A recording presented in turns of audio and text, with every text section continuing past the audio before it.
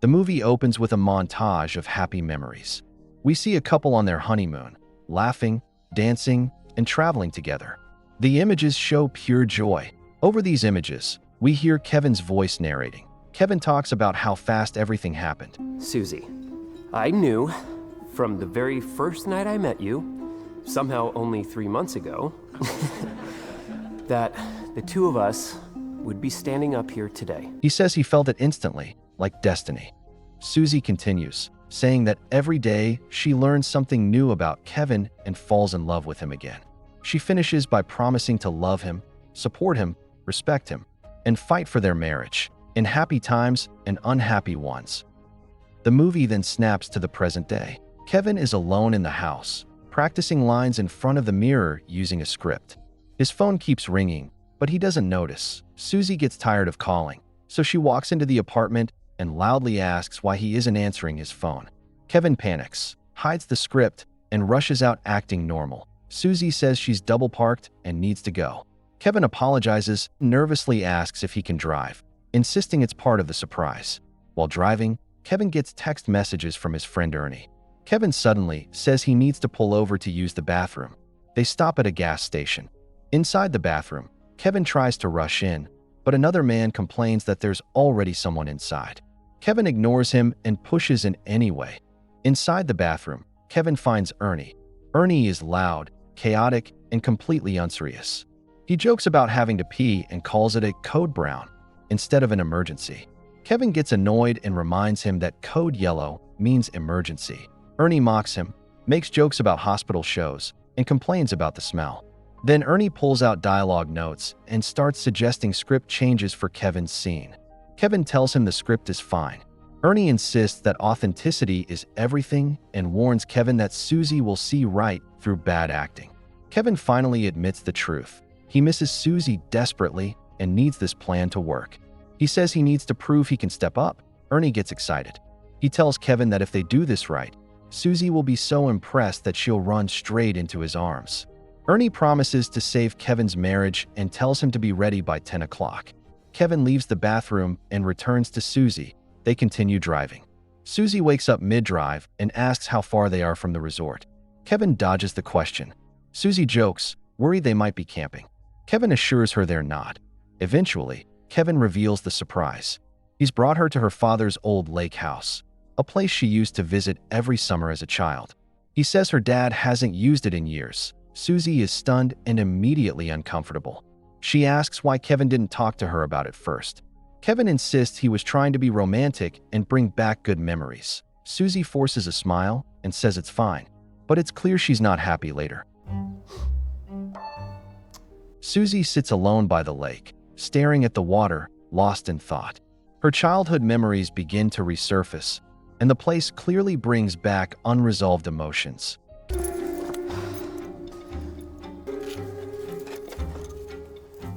Kevin appears with champagne, pretending to be a waiter. He tries to lighten the mood by role-playing how they met.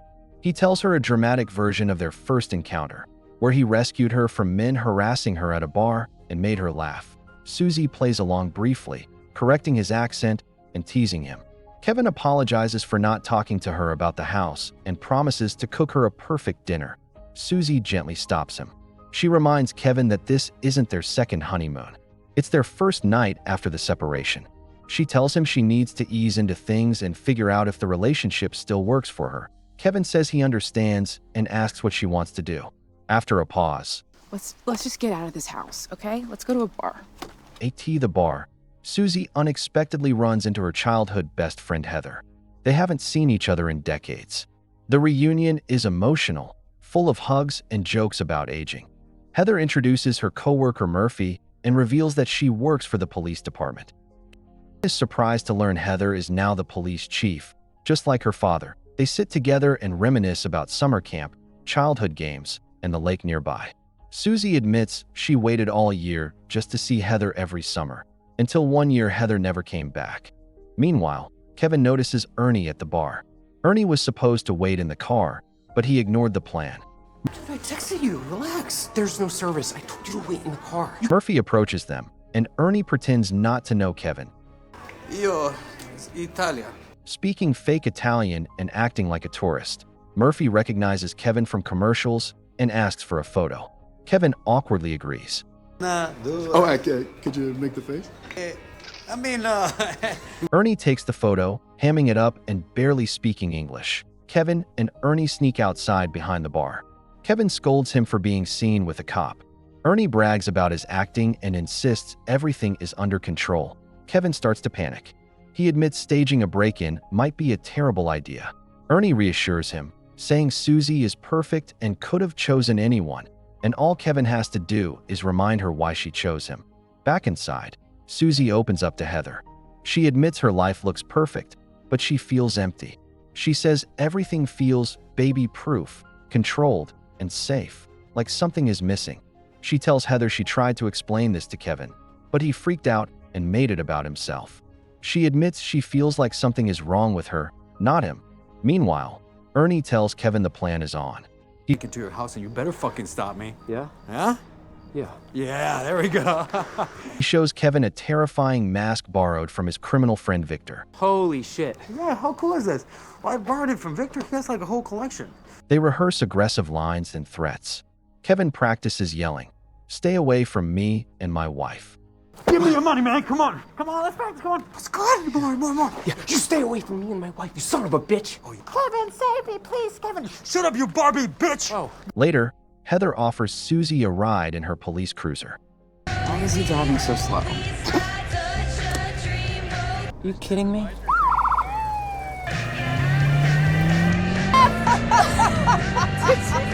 They turn on the sirens and laugh like teenagers again. For the first time that night, Susie genuinely smiles. Heather drops Susie off at the house. Kevin, meanwhile, sits in his car practicing his hero lines again. While reading his script, he crashes the car into a tree. Back at the house, Ernie begins the break-in. Susie sees a masked figure outside and panics. She locks herself upstairs as Ernie shouts threats. How about I break this motherfucker down?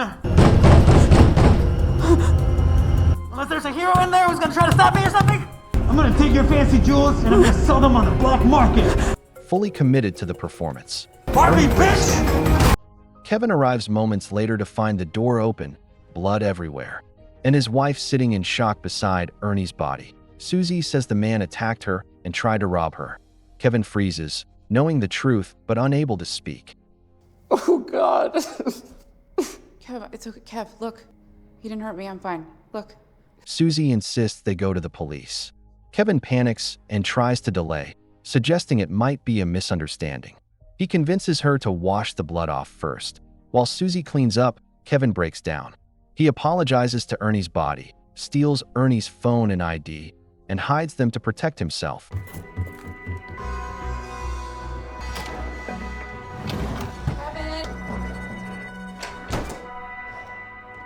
They hitch a ride to the police station and give their statements. Heather begins to notice inconsistencies. Kevin was seen talking to the victim earlier.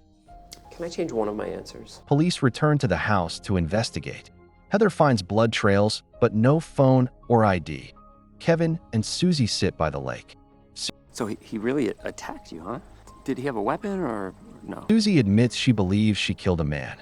I'm a killer. I killed him. You had no choice. You're not a killer. You killed one guy. Just, don't make a habit of it. A police officer approaches and calls her a hero. Kevin watches silently, knowing the truth is catching up to him. He tells her she proved she's a protector and that her husband is a lucky man. Susie doesn't know how to respond. Before she can say anything, Jeff clears his throat and tells her that Chief Heather would like to speak with her. Then, he asks Kevin if he'd mind sticking around for the weekend because they may have more questions. Kevin is confused. He thought they were leaving immediately. Heather explains that the crime scene team is finished for now, but since the maid won't come until Monday, they'll simply close off the upstairs hallway. There are other bathrooms. From the police perspective, it's easier if Kevin and Susie stay close. Kevin panics. He asks if it's really safe to stay in the house where someone just tried to kill his wife. Heather calmly offers to arrange a motel downtown if that makes them feel safer. Kevin hesitates, then suddenly agrees to stay, trying to sound casual. Kevin asks Heather how likely it is that they'll identify the attacker. Heather answers honestly.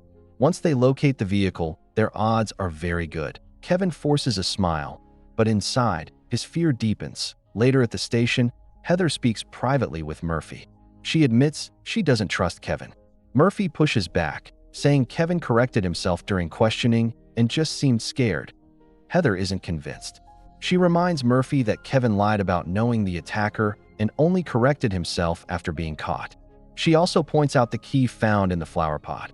How did the intruder know exactly where to look? Murphy theorizes that Kevin is just a soft guy who married way out of his league and knows it. He suggests Kevin probably pissed off the wrong guy at a bar, who then followed him home.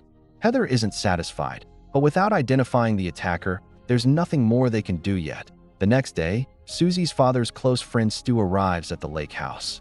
Stu is loud, confident, and immediately takes over the space. He tells an intense story about being charged by a bear during a hunting trip, describing the adrenaline and the thrill of surviving.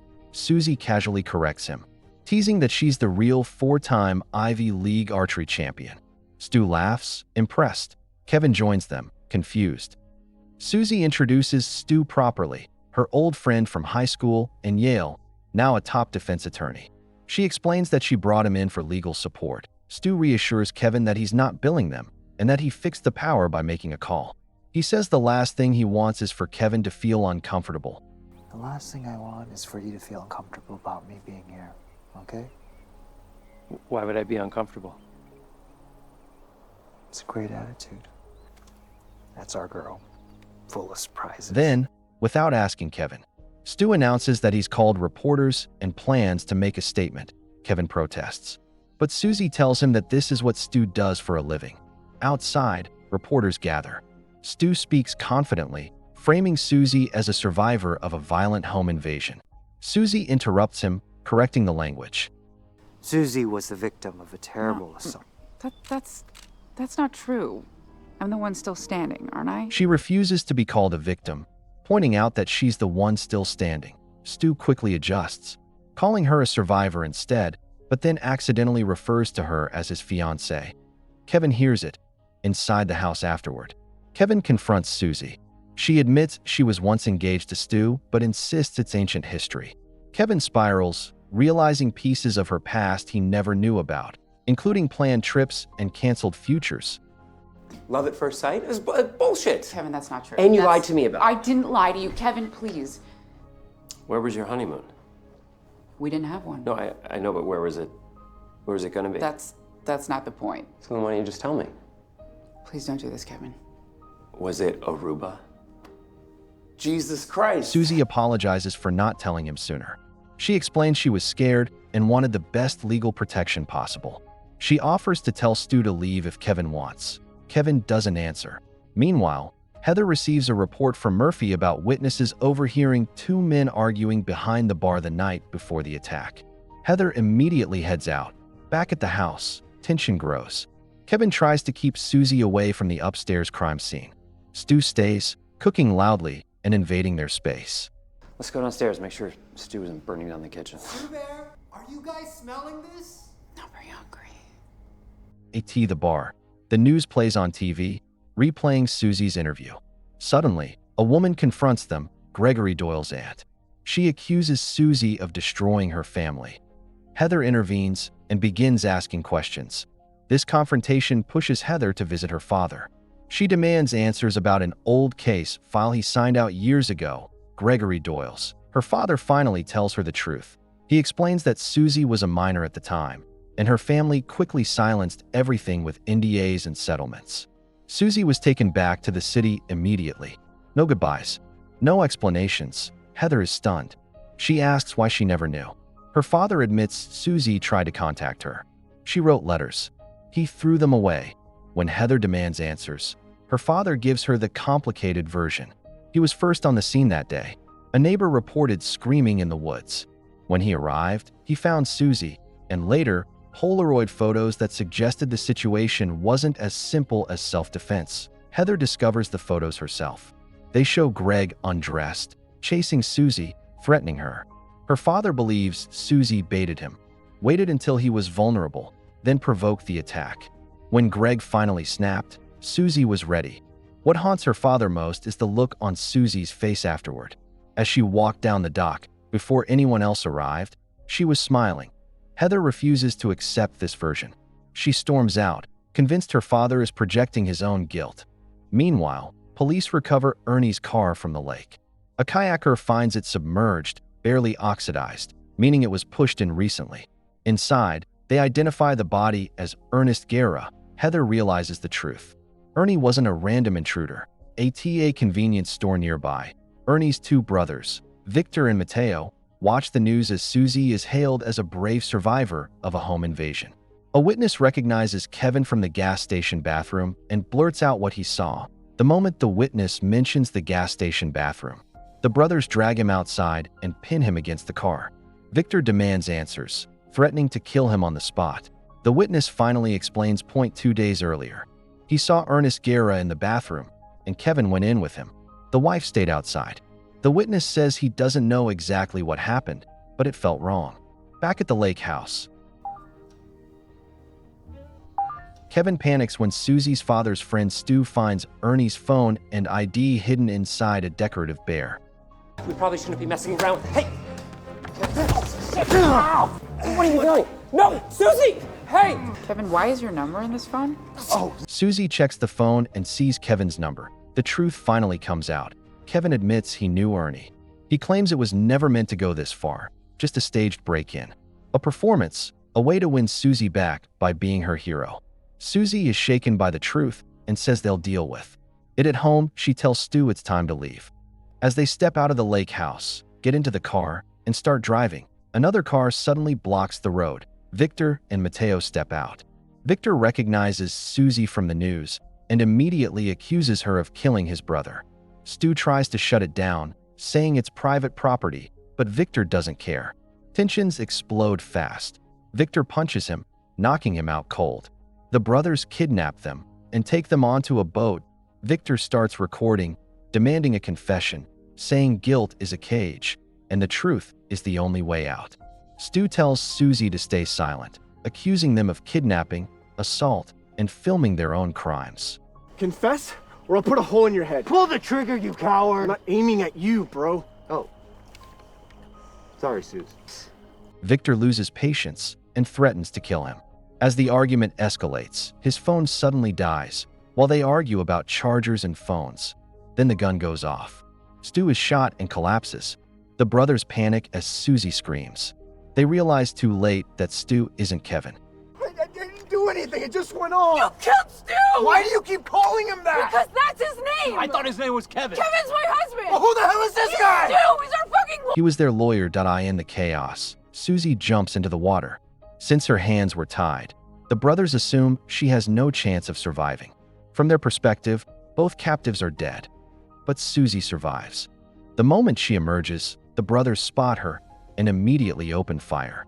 Susie runs for her life, sprinting toward the house while bullets fly behind her. Inside the house, Kevin is desperately trying to confess everything to Heather over the phone. However, the network keeps losing connection. Heather can only hear fragments, but she still catches enough to know something is seriously wrong. Then Kevin hears gunshots outside and rushes out of the house. The moment he steps outside, he sees Susie running straight toward him. He rushes to her. You did this for me, didn't you? Why are you all... What? How did you know? How did I know? How did I know what? This house, Kevin. It's exactly what I needed. Kevin stammers, confused, swearing he has no idea what she means. Susie starts explaining that this house is exactly what she needed, the one place she never wanted to return to, the place full of memories she buried for years. She reminds him of the bully who used to torment her and Heather, and how she was pushed so far that she had to kill him to protect herself. Kevin is horrified, whispering that they need to leave right now. But Susie calmly admits therapy never helped her. It only made her feel like a victim. She refuses to be one, because she didn't lose back then, she won. She says she hasn't felt alive like that in 20 years, until recently. Then Susie drops another bomb. Ernie's brothers showed up, kidnapped them, and Stu is dead. He tells Susie they need to run and begs her to hide, saying he wants to protect her. He insists he can handle it, and she looks at him for a moment, then quietly says, "Okay." I can do this. I am going to prove to you that I can protect us. Go, hide. Honey, I've got this. Outside, Victor and Mateo slam into the door. Victor storms inside screaming for the murderer. God, you got this. Jesus. In the kitchen, Susie smashes a heavy juicer into his hand, forcing him to drop his weapon. The gun skids away. Kevin grabs it, aims with trembling hands, and fires, but misses. They rush outside, only to see Heather arriving at the worst possible moment. She tries to calm Victor down, but suddenly Mateo charges from behind and strikes her with an axe. She drops instantly. Mateo panics, but Victor doesn't care. Susie leans toward Kevin and whispers that it's them or themselves. They have to decide now, or they will die.